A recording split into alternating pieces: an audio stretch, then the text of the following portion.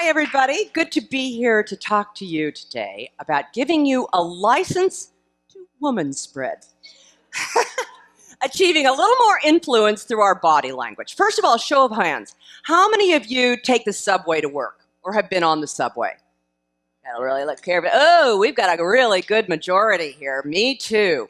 So then you probably recognize this, right? So you're on this really crowded subway and you see a little hole and you look across and there's some guy completely oblivious, seemingly, all spread out over not one, but two, and even sometimes three. And it's not just big guys. And it's also fair to say that it's not every guy, but when you see it, it usually is a guy, right? Not just the big guys, it's also skinny dudes. All right, so while irritating on the subway, I believe that it actually offers manspreading, actually offers a few lessons about how women can communicate better. If we really think about it, how we can take up just a little more space and fill that space with confidence. So today I'm going to talk to you exactly what I mean by this, some specific things that you can think about doing, might do better. But first, why? Why manspreading? Okay, one of the things that scientists tell us is that men and women actually see differently. We notice differently. Men, the scientists say, tend to be better at focusing on one thing. Women tend to be better at and possess what scientists call broad spectrum notice, seeing a heck of a lot more all of the time, right? And when I first read about this in a book called Female Vision, I thought about a potato peeler. This is going back a few years, but my husband and I were preparing this big meal, having dinner to guests over. And so I was in the kitchen. He was over in the family room, and he was watching a big game on TV, football game. So I put together a big bowl of potatoes and a potato peeler, and I brought it over to him. I said, Bill, can you handle these potatoes? Just peel these potatoes. Just peel the potatoes while you're watching TV. No problem. I went back to the kitchen. I was tending to the two kids and cooking the rest of the meal. Half an hour passes. I look over at Bill. Bill is sitting at same position, poised with the peeler and a potato yet to strike, right? Right? He was willing, but hadn't quite made it happen. He was focused on that game. Now, these different ways of noticing, of seeing, have advantages and disadvantages in the workplace. Let's go to a meeting, conference table. We're all sitting around there. So a guy gets to present, and he doesn't notice distractions. He doesn't notice detractors. He will stay focused on delivering a strong presentation. The downside of that is that not noticing the detractors, this is something he could resolve, an obstacle to making a sale or whatever. Women, on the other hand, a woman who gets up to give that presentation, she notices everybody. She knows notices probably who's in favor. She notices somebody who just isn't buying what she's selling. The good part of that is, yes, she could address those concerns in real time. She could address the concerns or the questions or the criticism or whatever after the fact. That's all good, right? But the problem is, what's the problem? The problem is, because it's probably happened to you, when you're presenting and you notice that one person, it throws you off. It erodes your self-confidence. I know this for a fact. When I left the news business a few years back, and started coaching, usually small groups of people, sometimes large groups of people like this, I thought, it was a breeze talking to 10,000 people, 100,000 people. It was talking to 10 people that really made me nervous. And why? Well, because I could see faces out there. And if I saw one sourpuss in the crowd, just one person, I would think, and it didn't look like they liked what I was saying or they're critical. I worried about that judgment. It threw me entirely off. Very shortly, I learned what some of my guy friends told me. They said, look, if I notice somebody who's got a bad face or is looking critical at me, I just write them off. Their problem, not mine. Easier said than done, but you have to work at it. You have to freeze them out. So this noticing and fearing judgment really, in my experience as an executive communication coach, gets in the way too often of women taking it up a notch in terms of their executive presence. And why?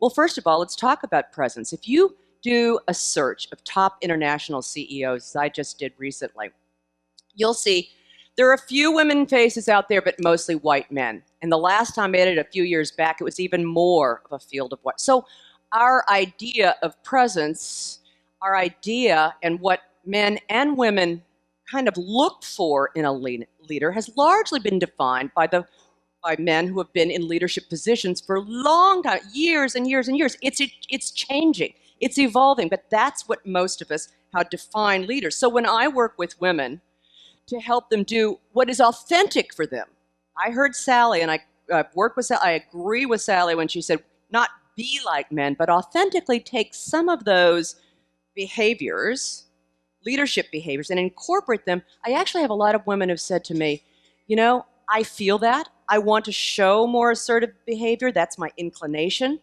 But I've actually dialed it back because I'm afraid of being labeled assertive, or even other words you can imagine. I'm afraid of that happening, of that kind of judgment. So dialing it back. Well, I'm here to tell you, fear no more. At least fear less. Why? There was recently a study, in fact, it was 2 months ago it was out, and it was Stanford Business School and Emory researchers, and they looked at 71 studies that focused on dominance, assertive behavior and language, and how it relates to competence and likability, the two really critical components of a strong leader. And what they found was that when men and women behaved and talked in an assertive manner, they got points for being more competent. Good. But when it came to likability, there's a split on gender. Women were dinged far more often than men for verbal assertiveness. Think going over to the neighbor and saying, turn that music down. Or, I believe I deserve a raise. I need a raise. It could be, in the studies, they actually had the same script, but women were dinged on likability. All right, but here's the good news. When it came to assertive body language, standing, taking up a little more space, actually women were not dinged at all. It was equal to men. And that's really new, and that's what the Wall Street Journal reported on. I mean, I think I read the whole study, and I found that quite heartening. Similarly, paraverbal cues, women speaking loudly, interrupting at a meeting, no problem. Green light on that. So this is news. And I see this, while it's not 100% equal, I see this as very positive, because actually studies have been done that when people have the same message, it's really how you say it that matters more. We have got to cut costs, people. Ideas. We could open an account on FedEx.com, save 10% on online express shipping. Okay, how about this? We open an account on FedEx.com, we save 10% on online express shipping. That is wonderful. You just said the same thing I said, only you did this. No, I did this. Makes all the difference. Bingo. That's good. Right on the nose. Have you seen that ass? It is. It's an old one, but I'm telling you, every audience I show it to love it because everybody has been through that, or pretty much. If it hasn't happened to you already, it will. Where you're sitting there at the table, you float an idea, and the other guy, somebody says it, repackages it, and claims it for theirs, right? Gets all the credit. So reflect for me. Think about those two guys that you saw in the FedEx ad. Why did the second guy seem to have, what did he have over the first? Anybody? Think about what you saw there. What did the second guy have over the first? Anyone, shout it out. Conviction and confidence. Pick apart the confidence piece. Why did you feel that the second guy was more confident? What was it about his voice tone? His body was a little bit forward, right? He had that firm gesture. What else? Absolutely. Better suit, better haircut. He was in a position of power, but that's important to note, right? What else? Perfect. On the vocal front. The first guy floated at that upspeak that we hear a little too often.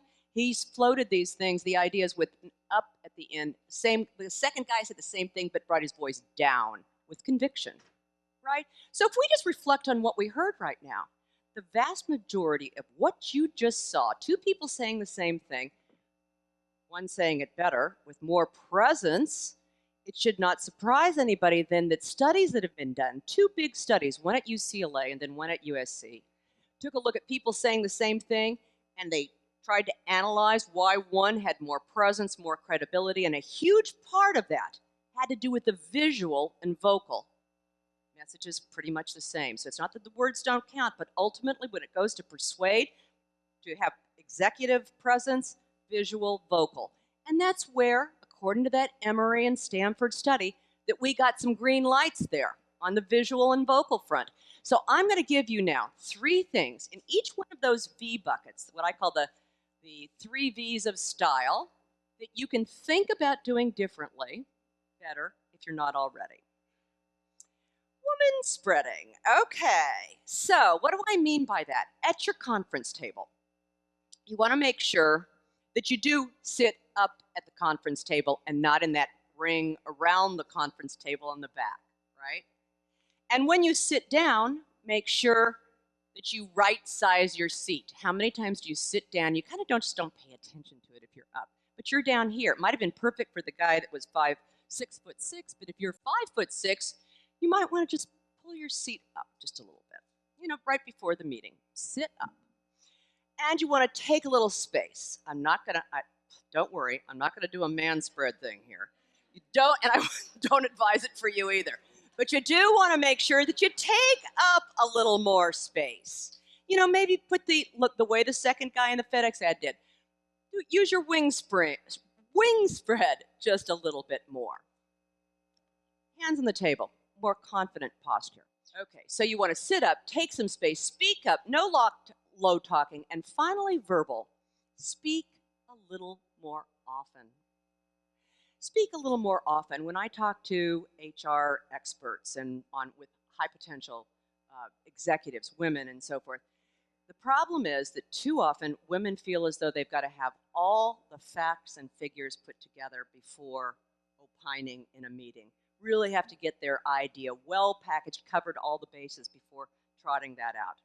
Every once in a while, and what's being prized more and more, as you'll hear shortly from Korn Ferry, more and more we're hearing about how the business world prizes somebody who can shoot from the hip. So do that. You won't shoot yourself in the foot. Second, if you're still worried about interrupting, being rude, just how to wedge your way into a conversation at a table that's dominated by men, for instance. Use a word. Actually cling onto a word, repeat a word, highlight it, and then you can segue into your message. Also make sure that when you do, use what that second guy in the FedEx ad, in fact, it was the only difference in the actual script, flag what you're going to say. Here's the bottom line. Here's what I hope you remember today. And then deliver your message. So there's some things that we can do to improve our presence. There are also some things that we can do for each other. I don't know if you saw the story in the Washington Post not long ago, and it was a story about the women in the Obama White House. First term, women were noticing that too often somebody was grabbing an idea, and claiming it for their own, or women weren't being called on. So they started doing something called amplifying. Each woman at the meeting, if they heard a woman say something that was sharp, they would repeat it and give credit to the speaker. It worked. The president started calling on more women more often. So what I hope to leave you with today, manspread. It'll work. Go for it, girls. Thank you.